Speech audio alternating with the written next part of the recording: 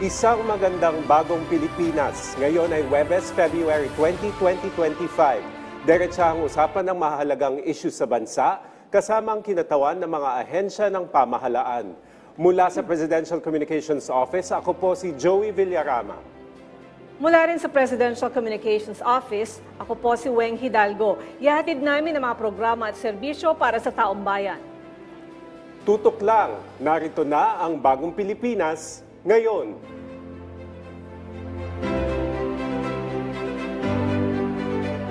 Ngayon at para sa hinaharap ang ginagawang mga pagsisikap ng Department of Environment and Natural Resources sa pangangalaga ng likas na yaman ng ating bansa.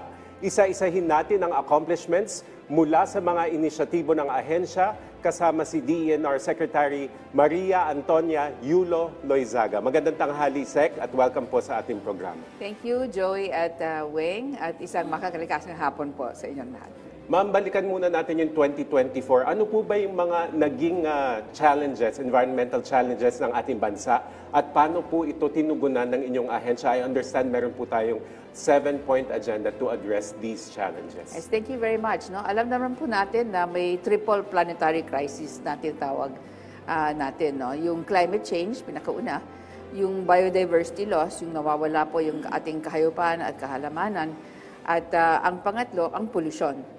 No, so, ang naapekto po dyan, syempre, ang lands natin, ang forest natin, ang fisheries and aquatic resources natin, of course, water quality and water security. So, lahat po yan, including yung rapid na growth ng ating cities na positibo po sa ekonomiya, pero may threat rin sa environment. So, ang ginagawa po ng DNR ngayon is really to, number one, increase monitoring. We want to know what's happening on the ground.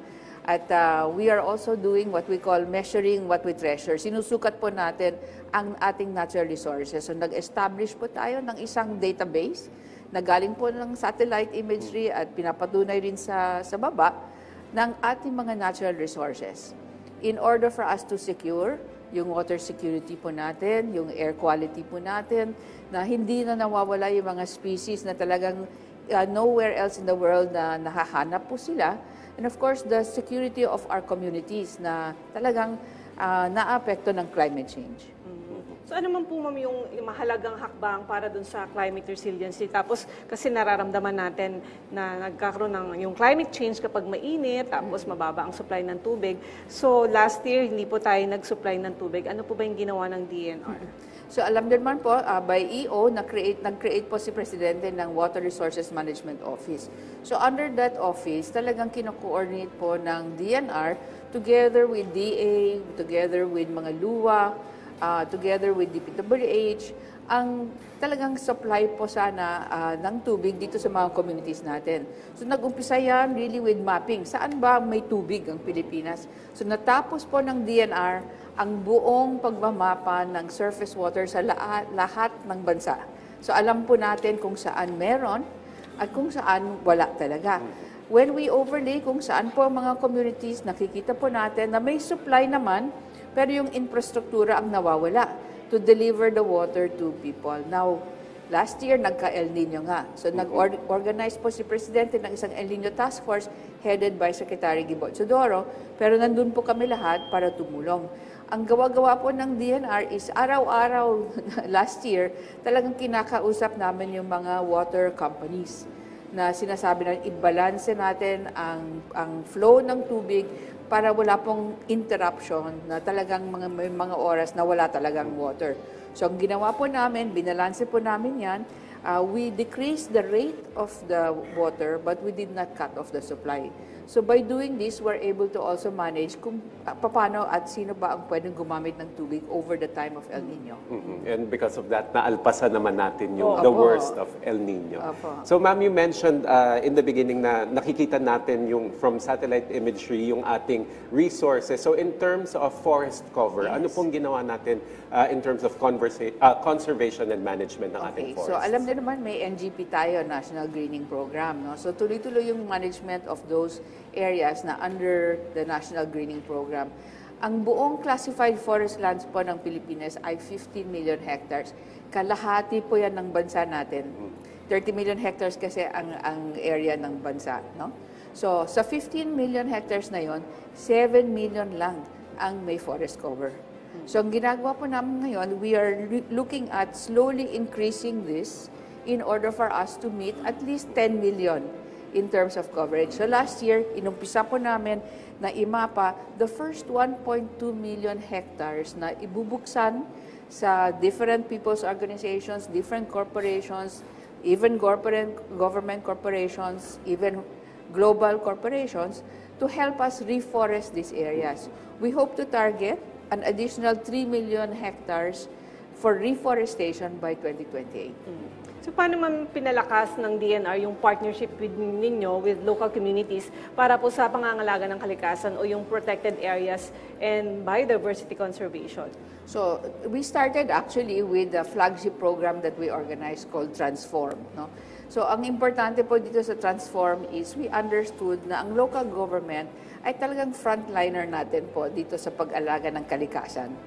But we need to support them technically, we need to support them with human resources, sometimes with financial resources, scientific knowledge. So ang Transform po ay isang tinatawag na transdisciplinary. Ang ibig po sabihin yan, hindi po yung science na alam po natin sa university lamang. No? Yung kaalaman din by the communities, by our indigenous peoples, no? And the local knowledge na talagang kung paano pangalagaan ang communities.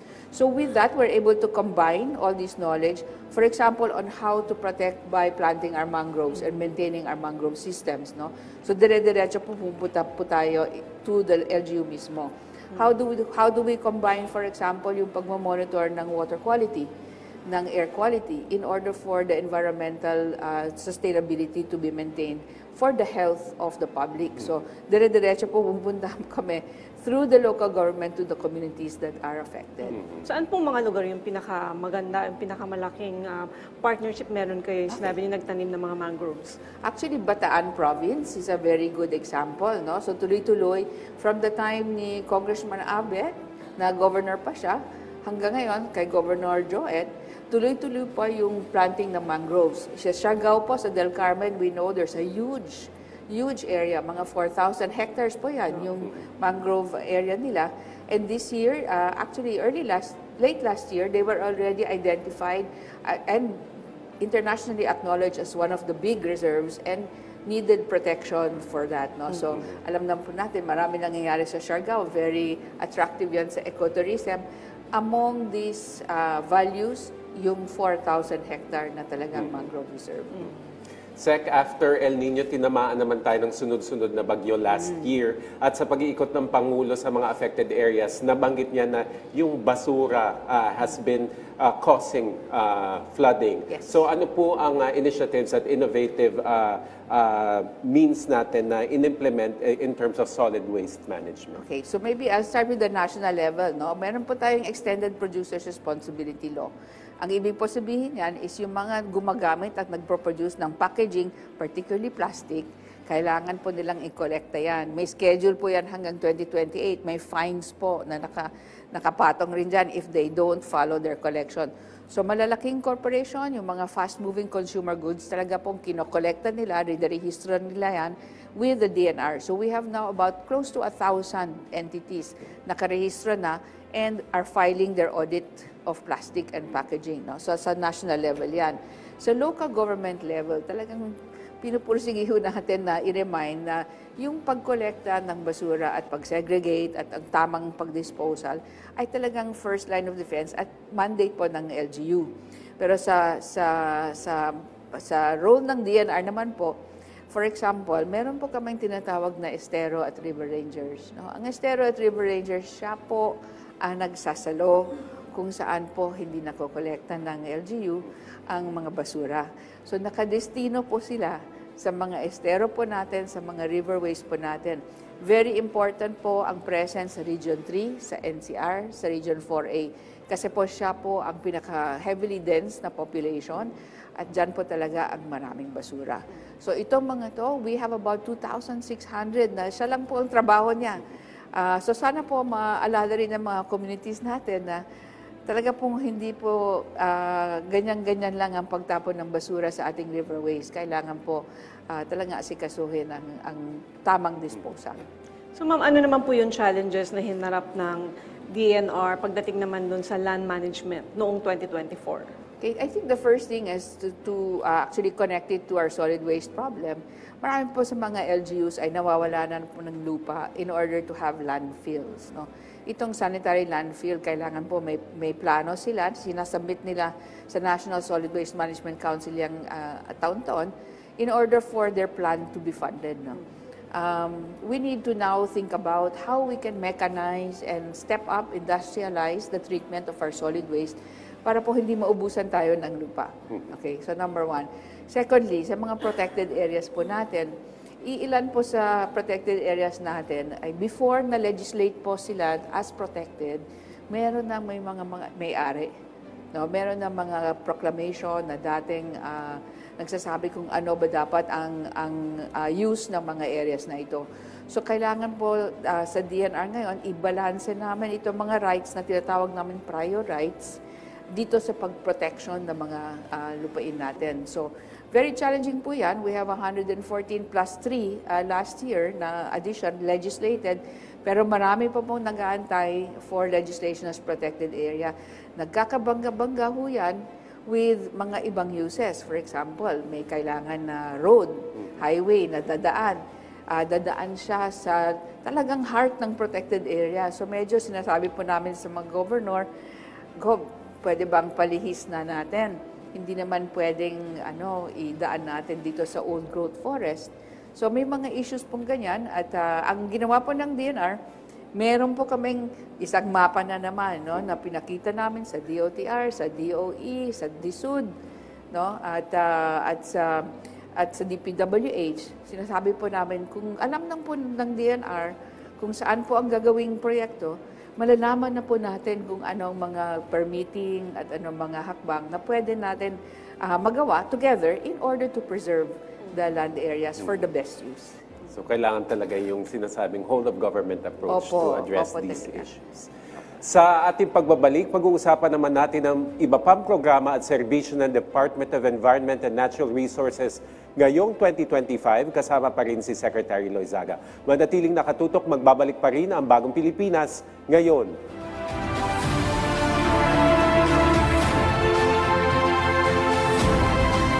Magandang balita para sa bawat manggagawang Pilipino. Nakamit natin itong 2024 ang pinakamababang unemployment rate since 2005. Ayon sa NEDA, mas dumami ang may hanap buhay at patuloy na gumaganda ang kalidad ng mga trabaho. Naitala na nagtapos ang 2024 na 3.8% na lang ang ating unemployment rate. Ibig sabihin nito'y nasa 50.19 milyong Pilipino na ang may trabaho at bumaba na sa 1.63 milyon ang walang trabaho. Mas kaunti na rin ang mga naghahanap ng dagdag na kita o ekstrang trabaho. Mula sa 11.9% ang 2023, 10.9% na lang nitong 2024. Mas maraming Pilipino na ang may sapat at disenteng hanap buhay. Para sa tuloy-tuloy na pag-unlad ng ating labor market, narito ang ginagawa ng pamahalaan. Enterprise-based Education and Training Framework para matiyak na ang skills ng ating mga manggagawa ay tugma sa pangangailangan ng industriya.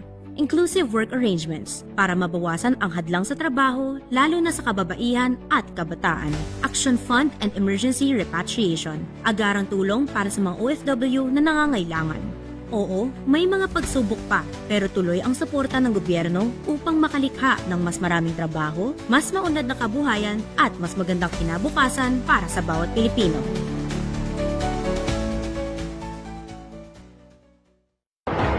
Comelec, Usapang Halalan 2025. Malapit na. Dito lang sa BTV. Mabuhay! Uy, malapit na eleksyon. Nakapili ka na ba ng kandidato? Kung hindi pa, tara, kilatisin natin ang mga kandidato ng 2025 elections. Busisiin natin ang kanilang mga plataforma, background, track record, at alamin kung sino sa kanila ang talagang tutupad sa pangako at kung sino ang nagpapaikot lamang ng ating ulo. Know your candidate. Malapit na. Abangan dito sa PTV. Abangan ang pagbabalik telebisyon ng batikang mamamahayan at lingkod bayan. Hinaing ng bayan. Pag-usapan natin Kasama si Oscar Orbos. Malapit na. Dito lang sa PTV.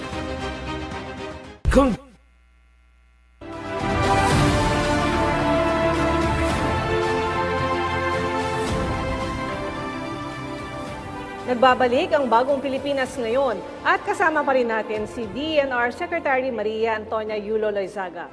Secretary, ano pong achievements ng DENR para sa minerals development sector lalo na tungkol sa lumalaking demand sa green energy resources kagaya ng lithium, cobalt at iba pa?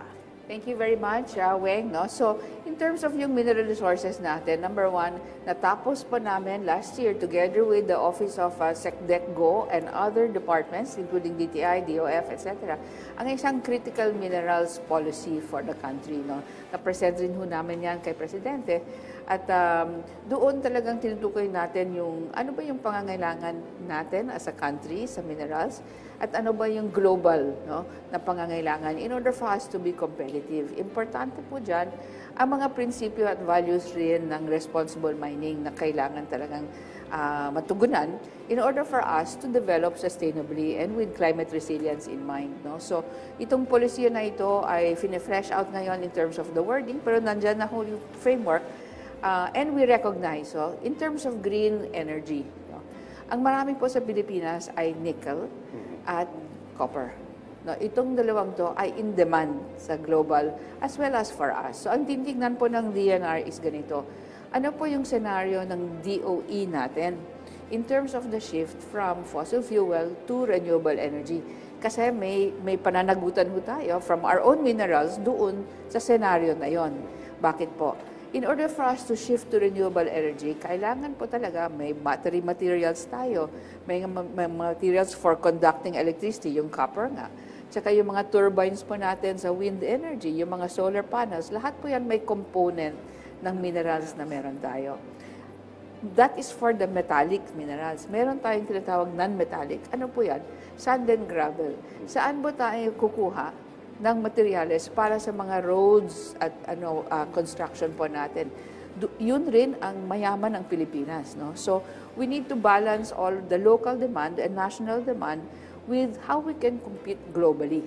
So, yun po yung calibration na yun. Kausap namin yung mining industry sector, no?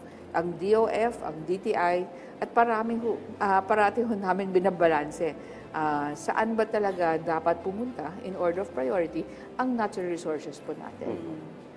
Sec, may tanong po tayo mula sa ating kasamahan sa media na si Ivan Mayrina ng GMA Integrated News. Ano na po raw yung update sa cumulative impact assessment sa Manila Bay Reclamation? Thank you very much. So, katatapos lang ng UPMSI at actually yung MRF, no? Yung Marine Foundation nila, na Research Foundation, na pagsabit ng kompletong study. Ang nasabit po ng end of December, may kulang pa po ang isang sector.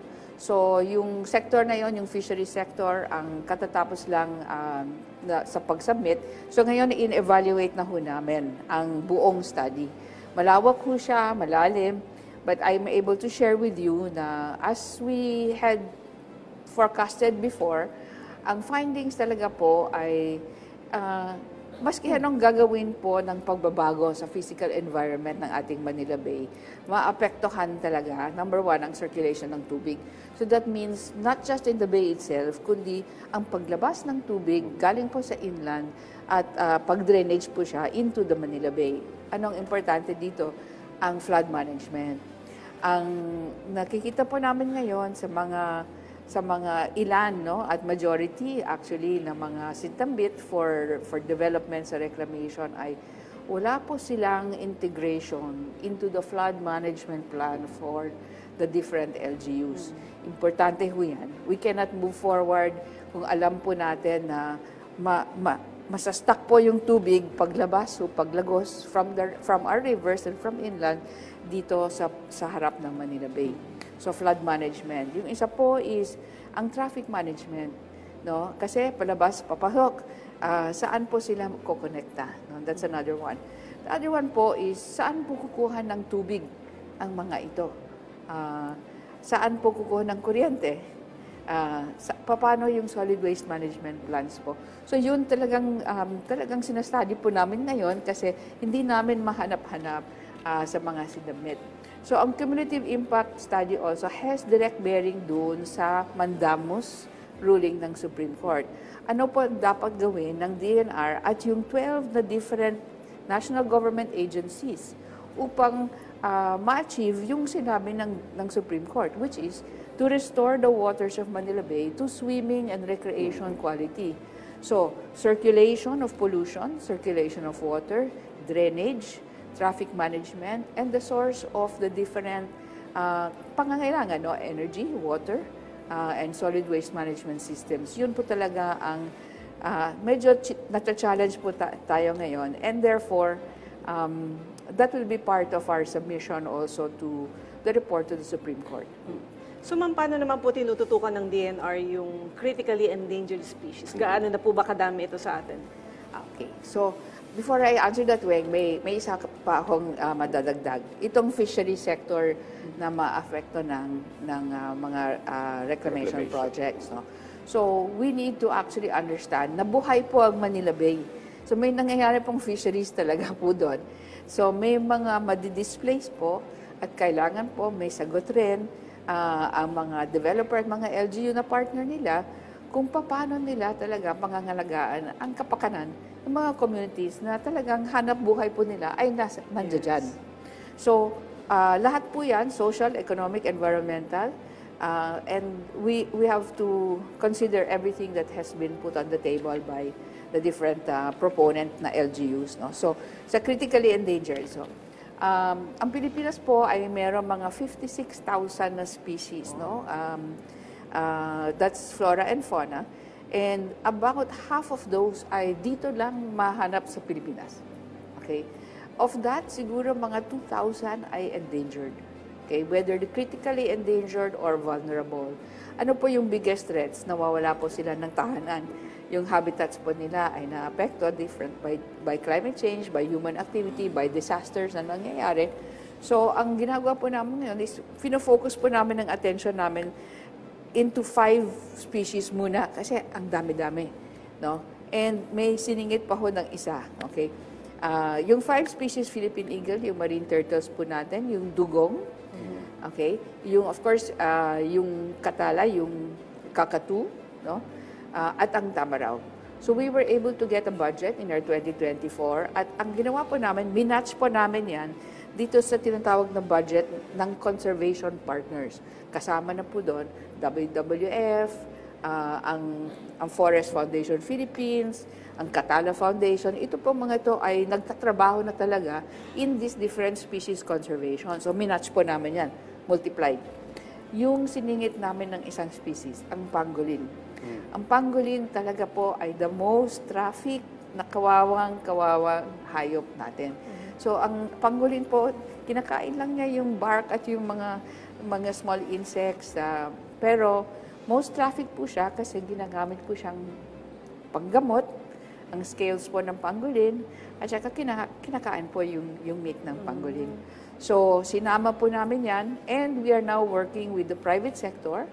Nandyan po yung support from the different groups, including the SM Group, WWF, and the different foundations, in order for us to save from extinction itong mga species na ito.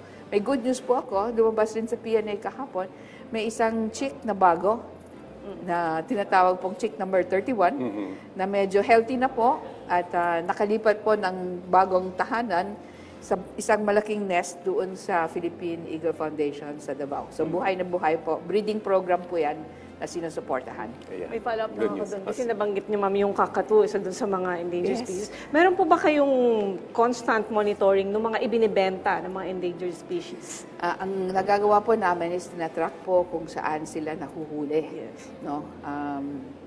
Hindi ko rin masabi lahat ng mga ginagamit namin pang monitor, pero we include even the social media kasi po maraming bentahan po na nandoon. Parang may nasa dark web, may nasa hindi dark web na talagang bentahan. And so, underground. Underground talaga po yan. Opo.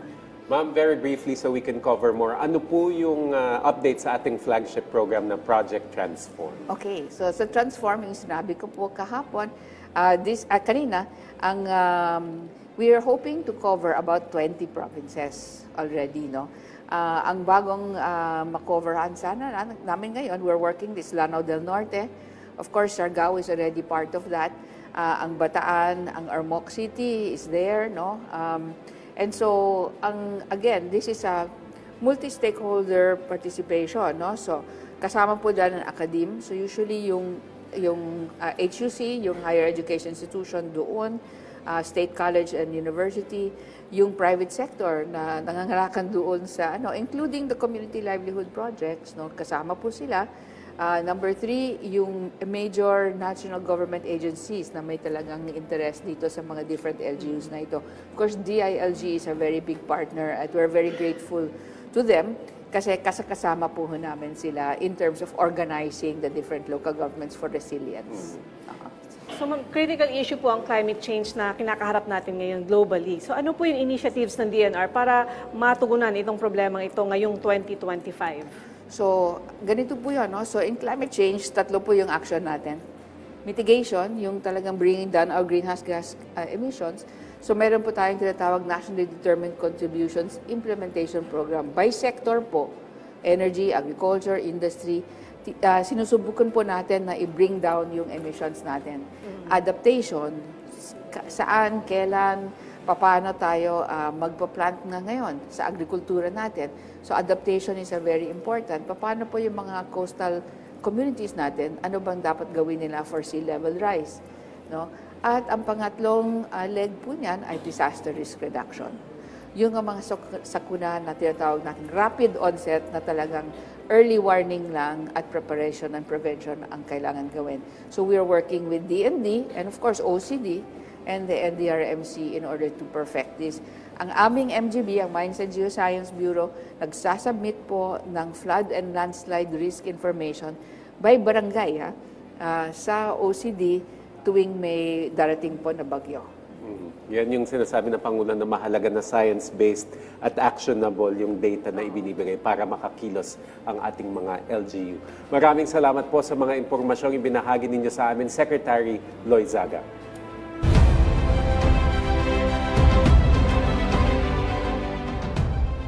Seryoso ang DNR pagdating ng responsableng paggamit ng likas na yaman para sa pangangailangan ng mamamayan.